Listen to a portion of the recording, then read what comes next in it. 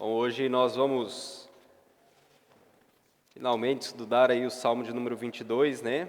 A gente começou o estudo desse texto. Na verdade, a gente falou do texto do ponto de vista de Davi. Ele é um salmo que foi escrito por Davi. A gente teve aí um intervalo aí de 2 semanas, nós estávamos muito bem de saúde, né? Então a gente não falou do salmo no ponto de vista messiânico. A gente encontra muitos textos, muitos versos aqui que fazem referência também a Jesus. Então hoje a gente vai olhar para esse texto, olhar para esse salmo, do ponto de vista de Jesus, em como esse salmo apresenta o Senhor Jesus, né, o Messias. Então, salmo de número 22. Não sei se você tem alguma marcação aí na sua Bíblia, ou algo para marcar a sua página aí. Tem o dedo também, né? Mas hoje a gente vai fazer uma intercambiação entre o Salmo de número 22 e alguns salmos do Novo Testamento, que diz respeito a esse texto, ou que cumprem de alguma forma esse texto. Então, marque aí, a gente vai fazer a leitura do Salmo 22, marque esse salmo, e depois a gente vai ler alguns textos no Novo Testamento, falando também sobre como isso se cumpre em Cristo Jesus. Mas antes nós vamos orar. Senhor nosso Deus, nós queremos te agradecer por esse tempo que nós podemos ter aqui na tua casa, clamando que teu Espírito Santo esteja nos capacitando a entender e compreender a tua palavra, esteja nos dando sabedoria necessária, abrindo o nosso coração de fato, ó Pai, para que nós possamos entender como esse salmo apresenta Cristo Jesus e o que isso de fato pode trazer de aprendizagem para as nossas vidas, de aplicação para a nossa vida. Nós continuamos clamando a Tua bênção sobre nós e oramos no nome de Jesus. Amém. Salmo 22, nós vamos fazer a leitura do Salmo e depois eu vou apontar alguns versículos aqui e a gente vai olhar também para o Novo Testamento. O texto diz: Deus meu, por que me desamparaste? Porque se acham longe de minha salvação as palavras de meu gemido? Deus meu, clamo de dia e não me respondes, também de noite, porém não tenho sossego. Contudo, tu és santo, entronizado entre os louvores de Israel. Nossos pais confiaram em ti, confiaram e tu os livraste. A ti clamaram e escaparam, confiaram em ti e não foram envergonhados. Mas eu sou verme e não um ser humano, afrontado pelos homens e desprezado pelo povo. Todos os que me veem zombam de mim, fazem caretas e balançam a cabeça, dizendo: confiou no Senhor, Ele que o livre. Salve-o, pois nele tem prazer. Contudo, tu és quem me fez nascer, e me preservaste, estando eu ainda ao seio de minha mãe. A ti me entreguei desde o meu nascimento, desde o ventre de minha mãe. Tu és o meu Deus. Não te distancies de mim, porque a tribulação está próxima, e não há quem me ajude. Muitos touros me cercam, fortes touros de Bazã me rodeiam. Contra mim abrem a boca, como faz o leão que despedaça e ruge. Derramei-me como água, e todos os meus ossos se desconjuntaram. Meu coração fez-se como cera, derreteu-se dentro de mim. Secou-se o meu vigor como um caco de barro, e a língua se me apega ao céu da boca, assim me deitas no pó da morte. Cães me cercam, um bando de malfeitores me rodeia, traspassaram-me as mãos e os pés. Posso contar todos os meus ossos, os meus inimigos estão olhando para mim e me encarando. Repartem entre si as minhas roupas e sobre a minha túnica lançam sortes. Tu, porém, Senhor, não te afaste de mim, força minha. Apressa-te em me socorrer. Livra a minha alma da espada, e das presas do cão a minha vida. Salva-me da boca do leão e dos chifres dos búfalos. Sim, tu me respondes. Aos meus irmãos declararei o teu nome, e no meio da congregação eu te louvarei. Louvem o Senhor, vocês que o temem. Glorifiquem-no todos vocês, descendência de Jacó. Temam-no todos vocês, posteridade de Israel. Porque não desprezou nem detestou a dor do aflito, nem ocultou dele o seu rosto, mas o ouviu quando lhe gritou por socorro. De ti vem o meu louvor na grande congregação. Cumprirei os meus votos na presença dos que o temem. Os sofredores hão de comer e fartar-se. Louvarão o Senhor aqueles que o buscam. Que o coração de vocês viva para sempre. Os confins da terra se lembrarão do Senhor e a Ele se converterão. Diante dele se prostrarão todas as famílias das nações, pois do Senhor é o reino, é Ele quem governa as nações.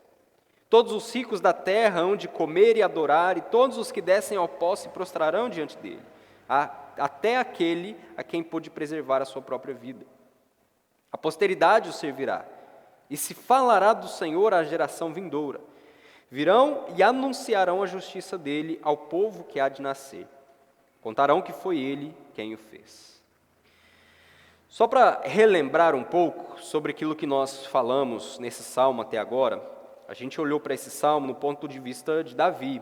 Davi, como rei, ele estava aqui demonstrando a sua angústia, demonstrando que aparentemente havia sido desprezado pelo próprio Deus, desamparado pelo próprio Deus. Não só havia esse sentimento de que Davi estava desamparado por Deus, mas ele, quando ele olhava para a sua volta, para as situações que ele estava enfrentando, ele claramente fala que ele havia recebido o desprezo dos homens. O desprezo dos homens era algo real na vida de Davi. E obviamente, como nós falamos no Salmo 22, na nossa última vez quando falamos desse texto, o abandono ou o desamparo de Deus com respeito a Davi era um desamparo aparente. Tanto é que ele vai continuar o texto e ele vai dizer que Deus não desprezou a dor do aflito.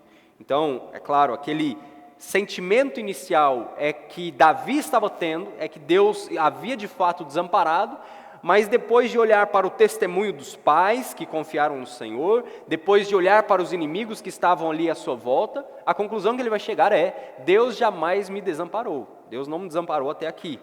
Então a gente viu que o desamparo por parte de Deus era um desamparo aparente, mas por parte dos homens era um desamparo real, eles estavam contra Davi. Ele sofreu uma terrível perseguição, versículos 12 a 18, e ele declara isso nas suas palavras, falando sobre algumas questões até mesmo de como esses homens o cercavam, como eles abriam a boca contra ele. A partir do versículo 12 vai nos dizer isso. E aí então ele fala sobre a busca que ele tinha pelo Senhor, versículos 19 até o versículo 21. É onde ele declara então a confiança em Deus. Ele vê que aparentemente Deus havia o desamparado, esse era o sentimento inicial dele. Ele fala sobre como os homens estavam desprezando, e ele agora busca o auxílio de Deus, dizendo: eu confio no Senhor, eu me entrego ao Senhor, eu sei que Deus é aquele que não se afasta de mim, que me salva da boca do leão.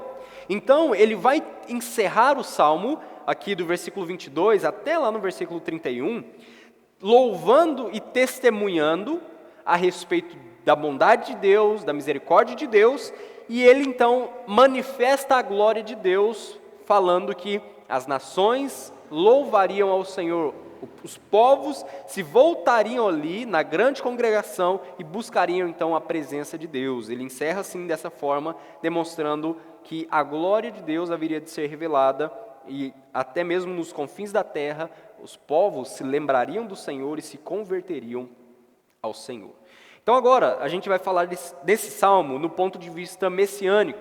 Quando a gente começou o estudo nos salmos, a gente falou que existem alguns textos que são chamados de salmos messiânicos, ou também salmos proféticos, que são salmos que quando a gente lê, a gente percebe que ele transcende o autor. Então existem algumas questões que são mencionadas por esses autores, que elas não podem ter o seu significado real apenas nesses autores, mas a gente percebe que é uma mensagem que vai além, é uma mensagem que transcende o autor. E esse salmo de número 22 talvez seja um dos salmos mais conhecidos como os salmos messiânicos. E o porquê isso? Porque logo no primeiro versículo de número 1, nós temos uma afirmação de Davi que é usada por Jesus. Então, o primeiro verso diz: Deus meu, por que me desamparaste? Marca aí a sua Bíblia no Salmo de número 22, põe o dedo aí, e vai lá para Mateus capítulo 27. Mateus capítulo 27, os versículos 45 até o versículo 46.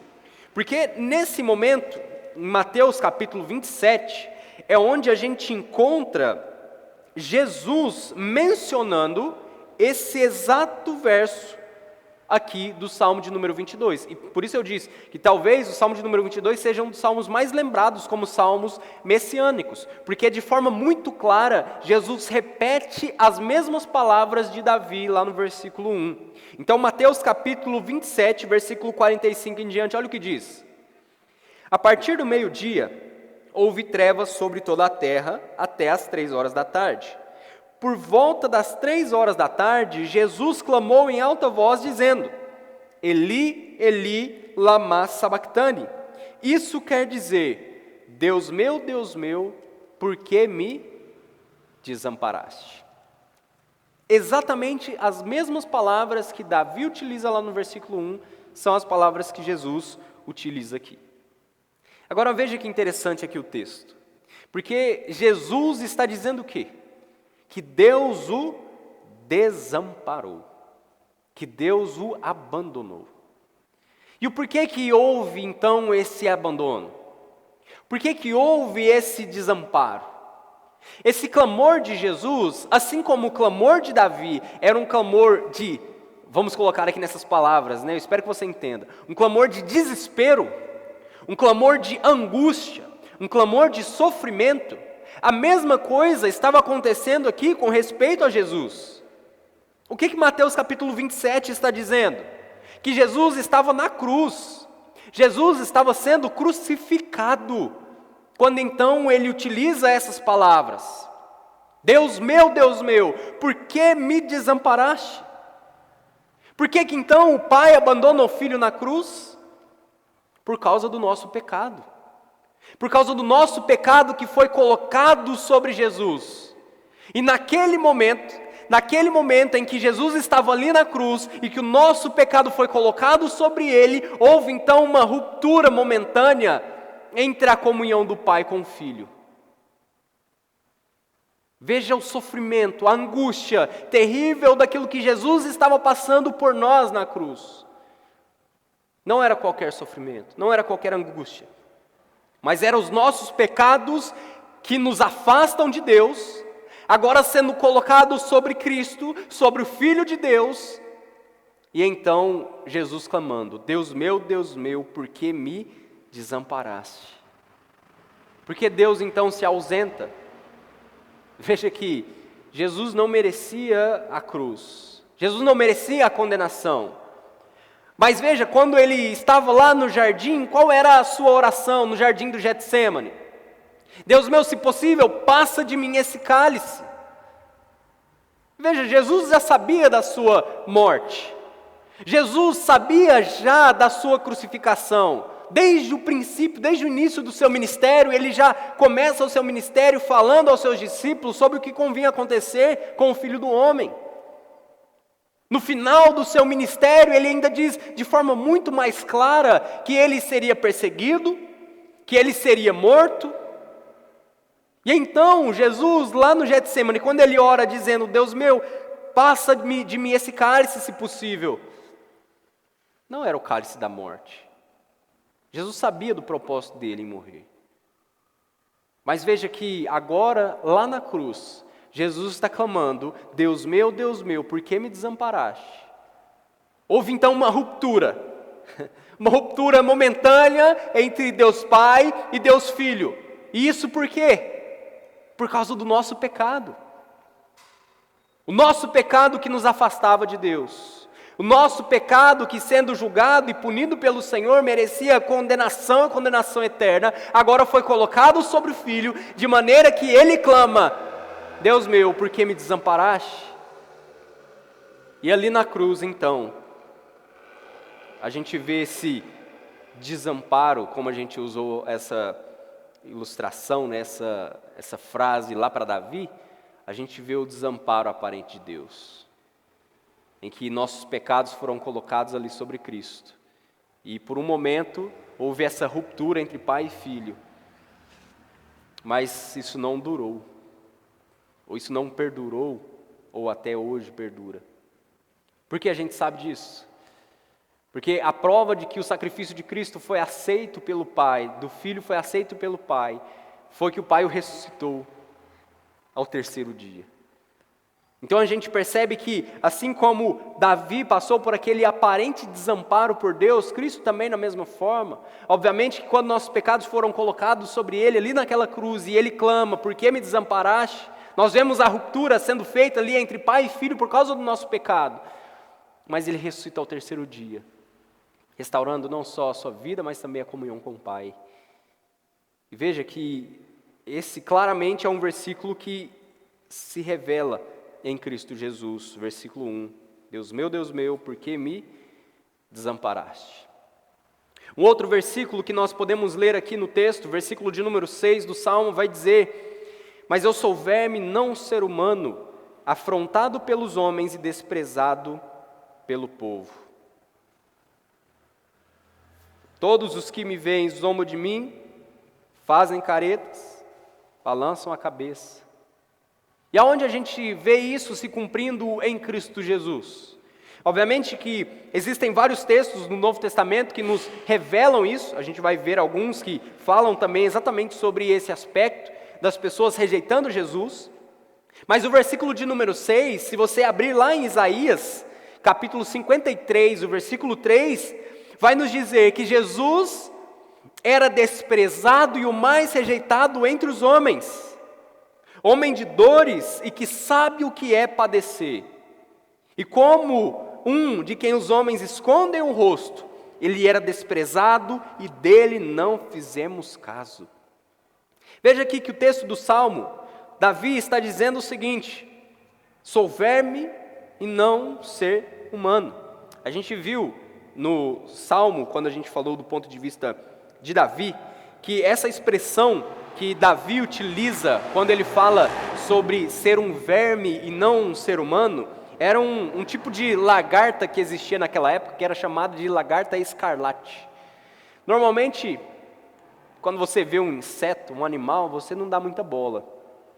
E para eles também não fazia tanta diferença, a não ser por um motivo, que essa lagarta, ela era utilizada para tingir as roupas, ela tinha ali um processo, né, de que ela encostava, ficava ali numa árvore, o seu corpo secava, e a partir do seu corpo ali seco, eles então usavam aquele líquido que tinha ali, que saía que era extraído daquele animal, daquele inseto, e eles utilizavam ele para tingir as roupas, principalmente as roupas dos reis.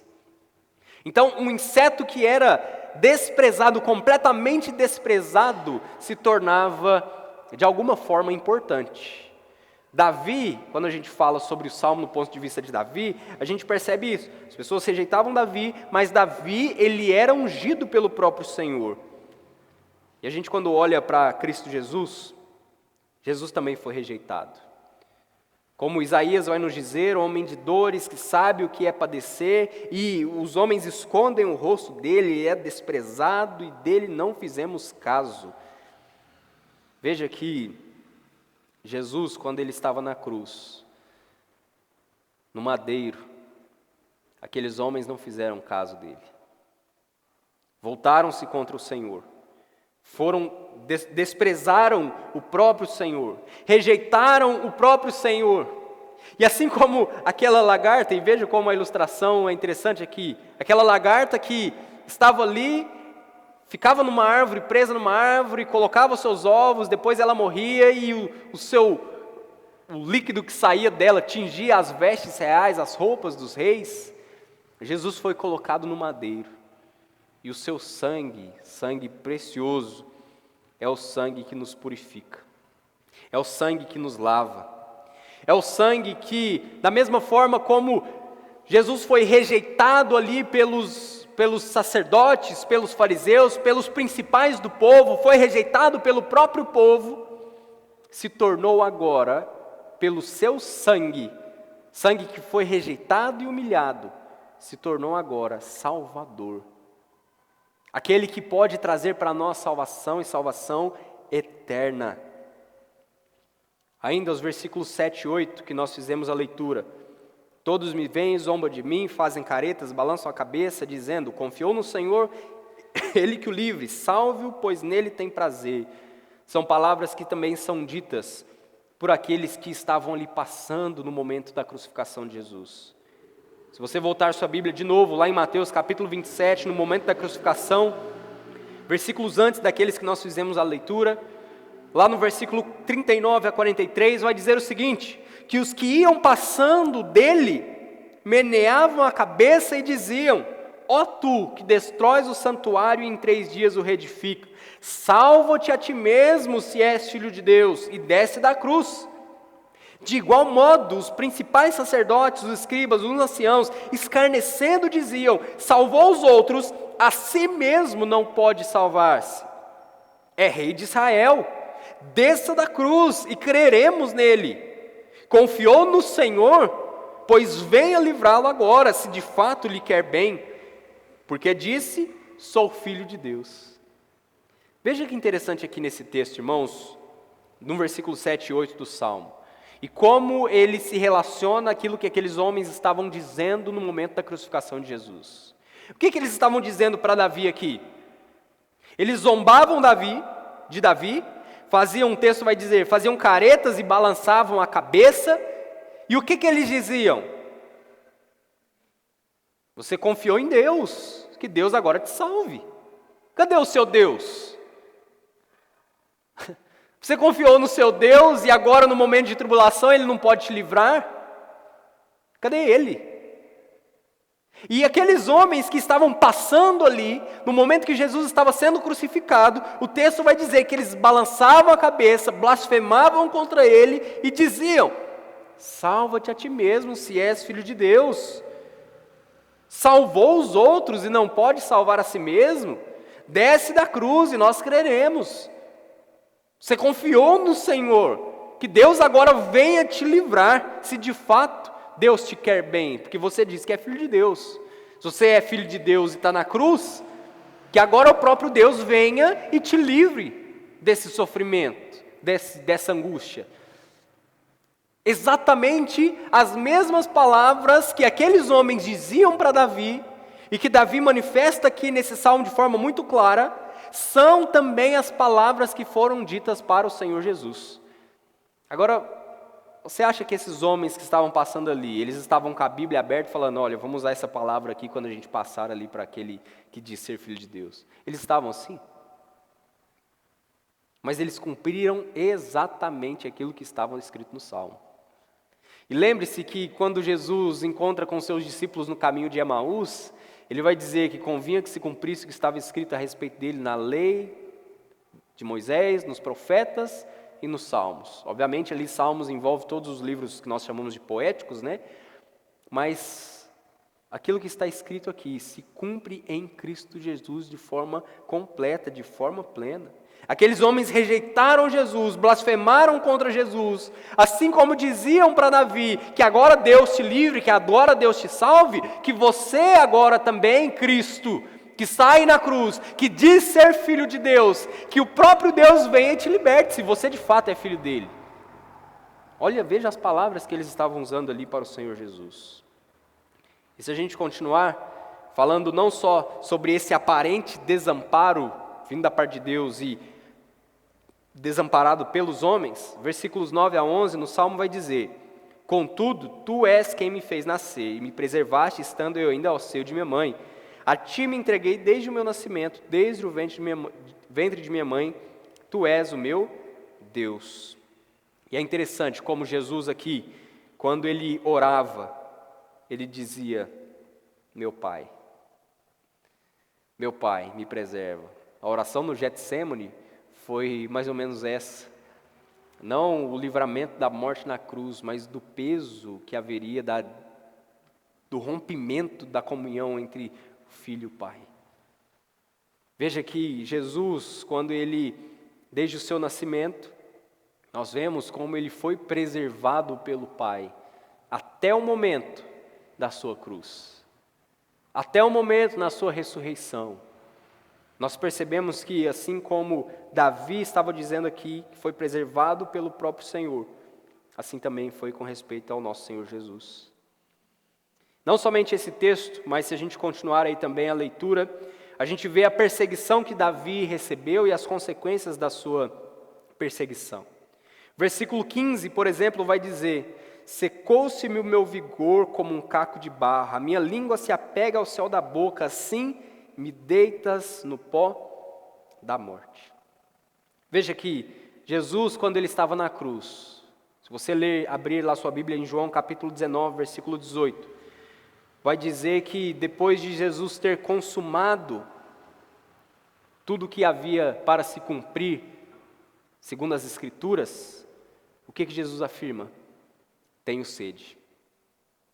Você já teve sede ou sentiu sede a ponto da sua língua, como Davi vai dizer aqui, né? Se apegar ao céu da boca?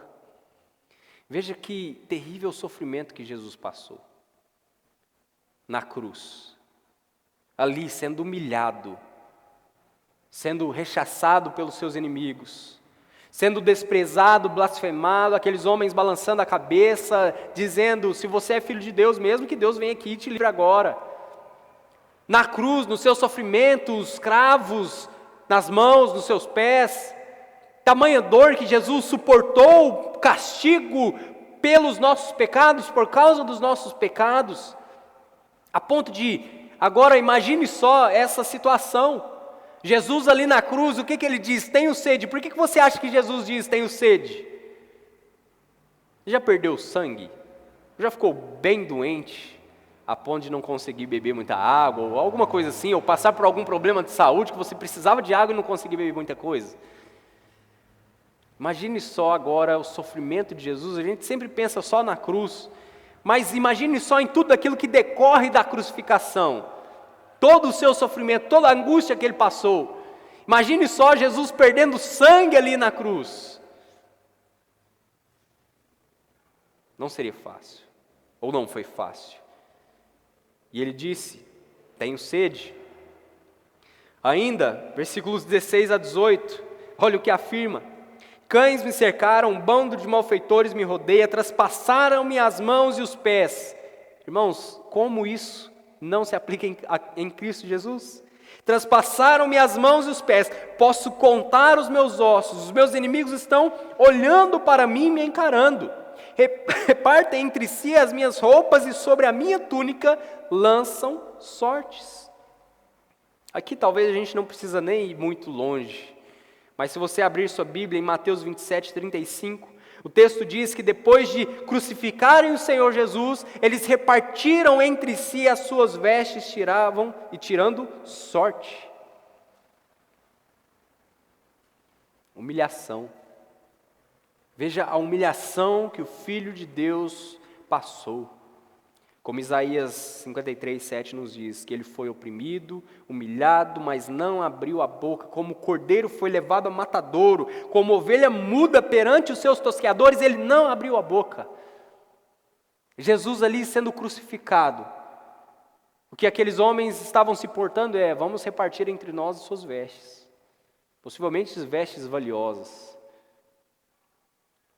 E o que aqueles homens estavam fazendo nada mais era do que cumprindo aquilo que a Escritura havia dito com respeito ao sofrimento de Cristo.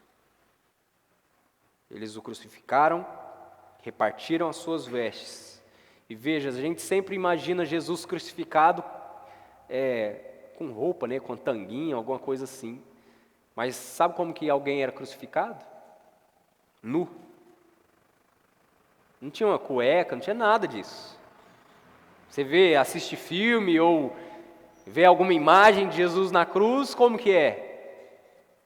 Eles arrancavam as vestes daqueles que estavam sendo crucificados, como sinal de humilhação, de desprezo. Veja a humilhação que Cristo passou por nós, pelo nosso pecado. Mas aí o texto continua e não fala somente sobre o sofrimento de Cristo, mas versículo 22 a 24.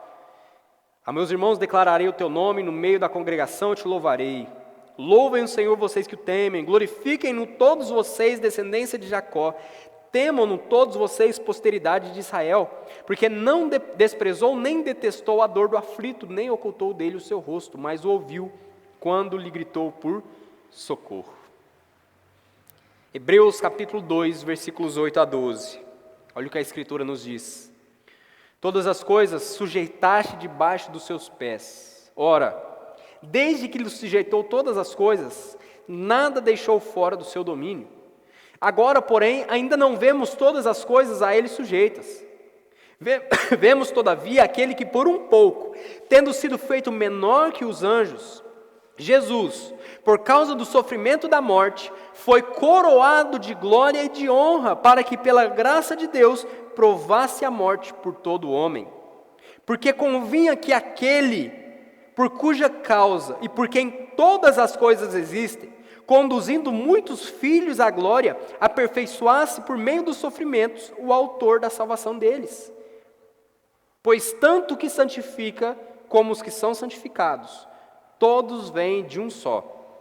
Por isso é que ele não se envergonha de lhes chamar irmãos, dizendo: a meus irmãos declararei o teu nome, cantar-lhe-ei louvores no meio da congregação. Aquilo que o autor aos Hebreus está dizendo com respeito a Cristo é que ele morreu, ele foi crucificado, ele provou a morte por todo homem, mas Deus, o ressuscitando, sujeitou todas as coisas debaixo dos seus pés, o coroou de glória, o coroou de honra. E então conduz os homens ao aperfeiçoamento. Mas preste atenção como ele encerra o versículo 12. Ele não se envergonha de lhe chamar irmãos, dizendo: a meus irmãos declararei o teu nome, cantar-te-ei louvores no meio da congregação. Versículo 22, é exatamente isso que o autor dos Hebreus está dizendo, que se cumpriu com respeito a Cristo Jesus. Olha o versículo 22 do Salmo: a meus irmãos declararei o teu nome, no meio da congregação eu te louvarei. O autor aos Hebreus está dizendo que isso se cumpre plenamente em Cristo Jesus, quando ele cumpriu cabalmente o seu propósito, morrendo por todo homem, provando a morte por todo homem. Foi coroado então de glória, foi coroado de honra, de maneira que agora declara o nome santo do Senhor, para que os homens também o glorifiquem. Assim como Davi louvava e testemunhava o nome do Senhor, assim agora o Filho, nessas palavras aqui de Hebreus, testemunha a glória também do Pai. Porque Ele é a imagem, como ele vai dizer lá no início, Ele é a imagem do Deus invisível. Então agora nós podemos olhar para esse texto se cumprindo de fato plenamente em Cristo Jesus. E veja, por último, a gente viu do versículo 25 até o versículo 31, como que há uma manifestação final da glória de Deus. E se você abrir em Apocalipse 11:15, vai dizer: o sétimo anjo tocou a trombeta, houve no céu grandes vozes dizendo: o reino do mundo se tornou de nosso Senhor e do seu Cristo, e ele reinará pelos séculos dos séculos. Assim como a gente vê a manifestação da glória de Deus no final desse texto, onde os confins da terra se lembrariam do Senhor, onde eles se converteriam ao Senhor, onde eles se prostrariam diante do Senhor, todas as famílias das nações, a gente vê que também haverá um momento em que todos se prostrarão diante de Cristo. Filipenses, que foi um dos textos que nós mencionamos nas nossas últimas mensagens, capítulo 2, quando fala sobre o sofrimento de Cristo Jesus, vai dizer que agora ele foi exaltado sobremaneira, Deus lhe deu um nome que está acima de todo nome, para que ao nome de Jesus se dobre todo o joelho nos céus, na terra, e toda língua confesse que Jesus é Senhor, para a glória de quem? Para a glória de Deus Pai. Assim como Davi vai dizer que no Salmo, ele testemunharia a respeito do nome de Deus, para que o nome do Senhor fosse glorificado. Aqui também, nós vemos o reconhecimento do Filho, que foi exaltado, que foi glorificado, como Hebreus vai nos dizer, que testemunha no meio da congregação, e que esse Filho reinará pelos séculos dos séculos, cujo todo joelho se dobrará e toda língua confessará que Cristo Jesus é Senhor, para a glória de Deus Pai. Então, irmãos, veja como, e é claro, aqui a gente está falando sobre alguns aspectos apenas de como esse texto se cumpre em Cristo Jesus. A gente poderia fazer aqui um desenvolvimento, seja no Antigo Testamento, em algumas profecias sobre Cristo, seja no Novo Testamento, mostrando o cumprimento de muitas delas. Nós poderíamos ver dezenas e dezenas de outros textos, mostrando como que Jesus cumpre não só plenamente aquilo que está escrito no texto, mas como que as ideias centrais do texto também se aplicam a Cristo Jesus. Nós poderíamos ficar aqui, talvez mais 3, 4, 5 estudos falando sobre isso. Mas eu quero usar tudo isso que nós falamos até aqui, e para nós encerrarmos, com algumas coisas que nós precisamos pensar. Já ouviu aquela frase, sem Deus você não é nada? De alguma forma, essa frase não é totalmente correta, porque sem Deus você é alguma coisa.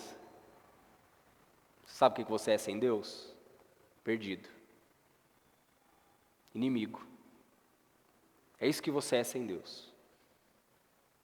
As pessoas dizem, todo mundo é filho de Deus. Quando a gente olha para a Escritura, a gente vê que há uma condição para que você se torne filho. Então, sem Deus, você é algo. Você é um perdido. Você está condenado ao inferno. Você está condenado à morte eterna. A sentença que foi cravada por causa do nosso pecado é essa. Aquele que não tem o Filho, não tem a vida, e sobre ele permanece a ira de Deus. Do contrário, aquele que tem o Filho, esse tem de fato a vida. Então, sem Deus, você é alguém que está condenado por toda a eternidade. E eu não sei você, mas a gente poderia tirar também um monte de aplicação aqui desse salmo com respeito a Cristo. Mas eu quero falar sobre uma coisa apenas. Se você olhando para esse salmo, salmo de número 22, com essas poucas coisas que nós afirmamos que se cumprem em Cristo Jesus, esse salmo, esse texto que foi escrito séculos antes de Jesus chegar, séculos antes do Filho Eterno de Deus se fazer homem, e você não olhar para esse salmo e perceber que esse salmo se cumpre plenamente em Cristo Jesus, ali no Novo Testamento, ou seja, com profecias, como nós vimos em Isaías, que falavam com respeito ao Filho que seria rejeitado e humilhado pelos homens.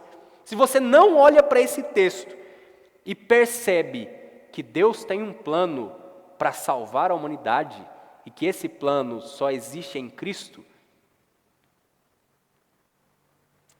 não há outra forma, não há outro meio.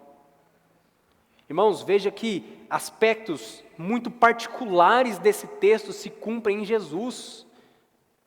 De forma plena, de forma perfeita, repartir as vestes, traspassar os pés e as mãos na crucificação, ser rejeitado ali pelos homens, menearem a cabeça. As frases que os homens utilizavam quando passavam, eram frases que estão aqui no texto sendo reveladas com respeito ao Filho.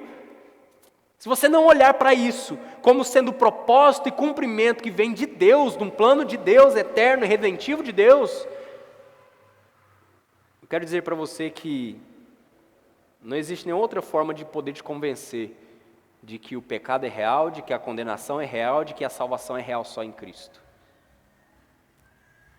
Portanto, você precisa olhar para esse texto como algo que vem da parte de Deus e que cumpre aspectos e requisitos na vinda de Cristo, de forma perfeita, de forma completa, de forma plena. De maneira que, se isso aqui é real, todo o resto também é.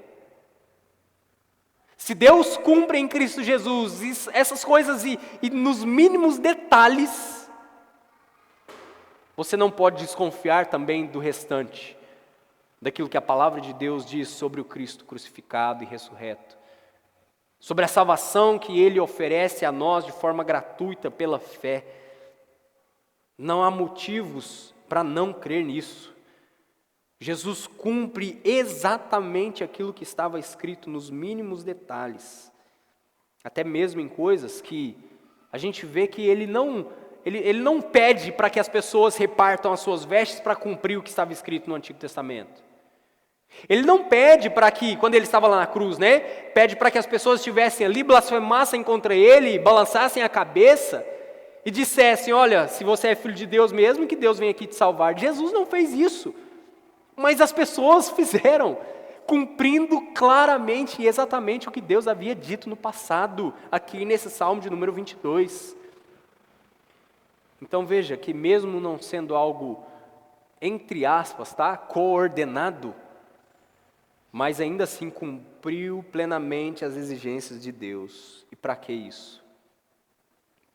Por que, irmãos, que Deus tem tanto zelo em cumprir a sua palavra nos pequenos detalhes, como a gente vê nesse texto do Salmo, que se cumpre em Cristo Jesus? Por quê? É para nos mostrar que as promessas dele são reais. É para nos mostrar que aquilo que ele diz na sua palavra é digno de crédito, digno de confiança. E se você olhar para esse texto e não conseguir perceber de fato como Deus, na sua misericórdia, desde o princípio, tinha um plano de redenção para nos salvar, para nos libertar do pecado, e que tudo isso se cumpre em Cristo Jesus, não existe outra forma de você receber salvação. Não existe. Com todas as provas que nós temos na Escritura daquilo que se cumpre em Cristo Jesus, se você olhar para isso com descrédito, com desconfiança, com descrença,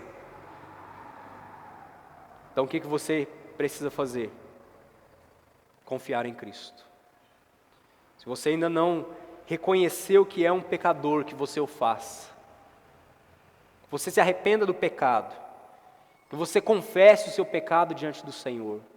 Que você se humilhe diante da presença de Deus, reconhecendo: Senhor, eu sei que o Senhor cumpriu plenamente tudo o que Cristo fez, que havia sido dito no passado. Jesus veio, cumpriu nos mínimos detalhes.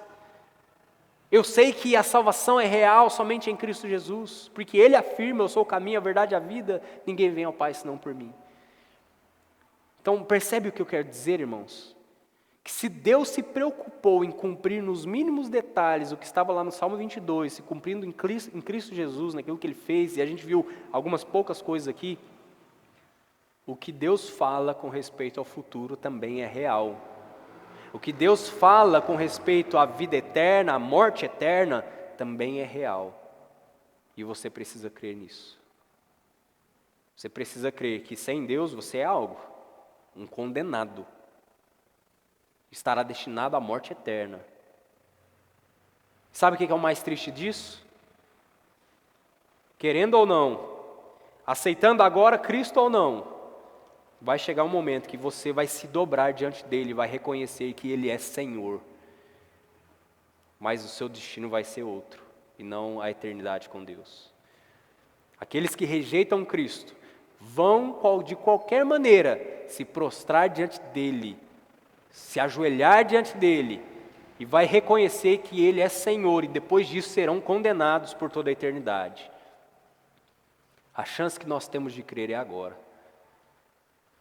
Confesse, se arrependa do pecado, reconheça que você é um pecador diante de Deus, peça perdão, peça para que Cristo te salve, que Ele te liberte da condenação, porque se Deus, e eu quero encerrar de novo falando isso, se Deus cumpriu plenamente a sua palavra nos mínimos detalhes, nesse salmo, é apenas um texto, pode ter certeza que o restante daquilo que Ele diz também é real e verdadeiro, e você precisa crer. Vamos orar? Senhor, nós queremos te agradecer pela tua palavra, pedimos que teu Espírito Santo continue falando ao nosso coração.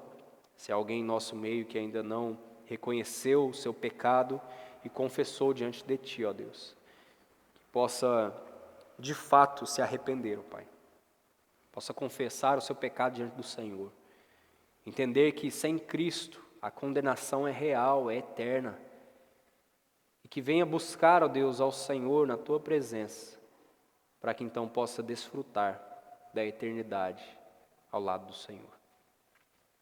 Mais uma vez nós queremos agradecer ao Pai pelas bênçãos que o Senhor tem derramado sobre nós, E nós oramos em nome do nosso Senhor Jesus Cristo. Amém.